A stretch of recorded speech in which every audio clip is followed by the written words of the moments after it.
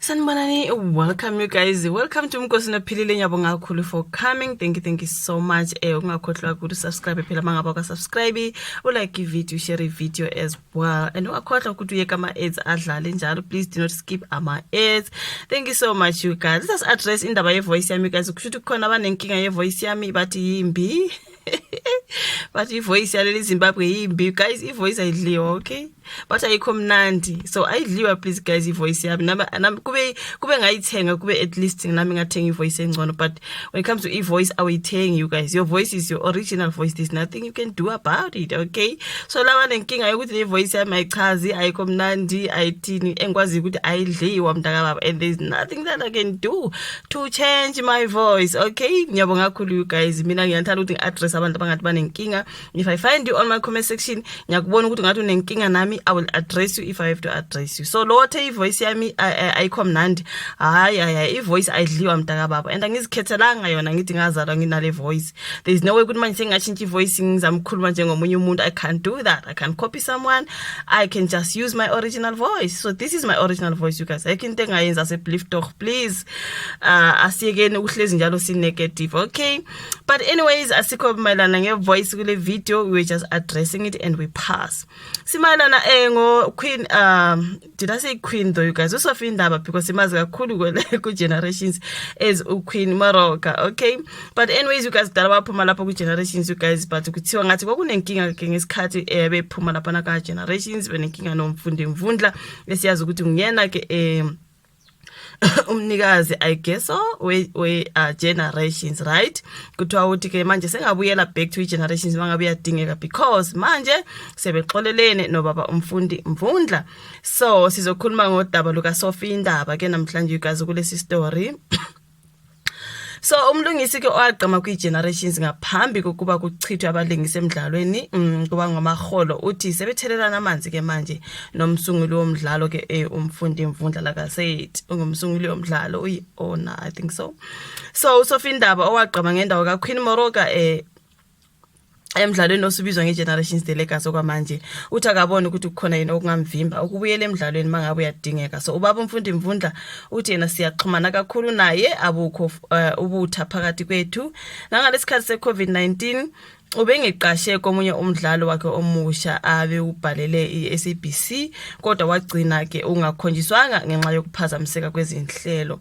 Kuchaza uSophie kusho ukuthi khona la ade eqashe khona ubaba umfundi Mvundla but not ugenerations anyway. Uthi sengabuyela mangabe kuyakhonakala you guys. So okay, uphawule kanje ngemva kokumenyezela kokuthi uzolingisa emidlalweni we-Showmax omusha i-016 FM ozoqala ukukhonjiswa ngoJune 26.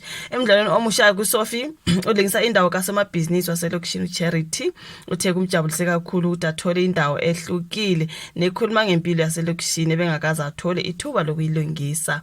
So okuphinde kwangijabulisa kakhulu ukuthi ngidlala emidlalweni okhuluma ngempilo yaseVaal okuyilapho ngidabuka khona kanti nomndeni usuhlala kule ndawo.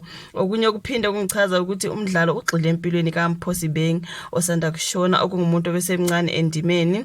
Sa ngokujwayelekile imidlalo ivamise ukukhuluma ngamabhizinisi ayingxili empilweni yabantu abancane nokulingisa indawo kasomabhizinisi waselection kuyangichaza ngoba into entsha kumina. So njengomlingisi ngihlala ngikufisa ukuthola indawo ehlukile. Ngelinye ilanga ngiyafisa ukulingisa indawo kaHobo nje. uSophie Ndaba uyafisa ukulingisa indawo nje kaHobo ukuveza ikhono lami ekulingiseni nje. You know what I mean? That's what she said. So ekhuluma ngempilo yakhe uSophie uthe nomkhiqizo wezempilo ohlanza igazi futhi uzowethula maduze. Yiwona umkhiqizo ongisizile ukuthi umzimba wami ubuyele esimene esihle.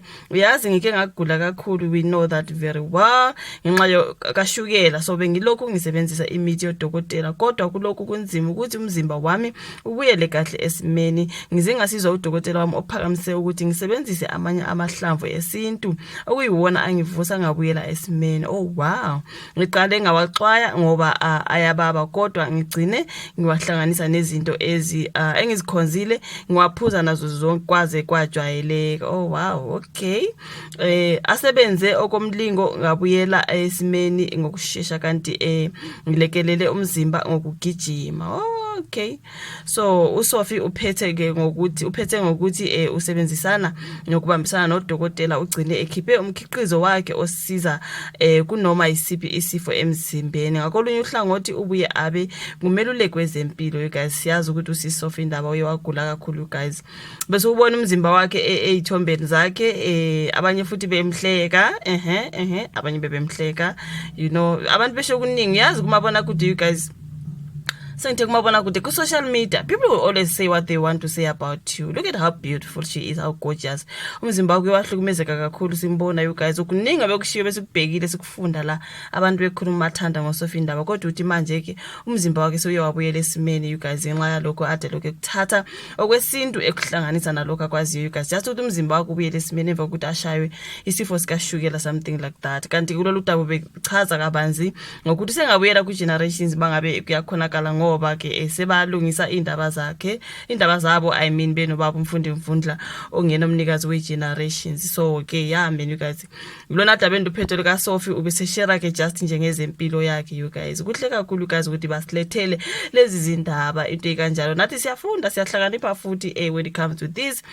So yeah man you guys, thank you so much ukuthi mamele le video, bese uyayilike, uyasubscribe, uyashare, siyophinda sibonane futhi kwenye elandelayo. Bye.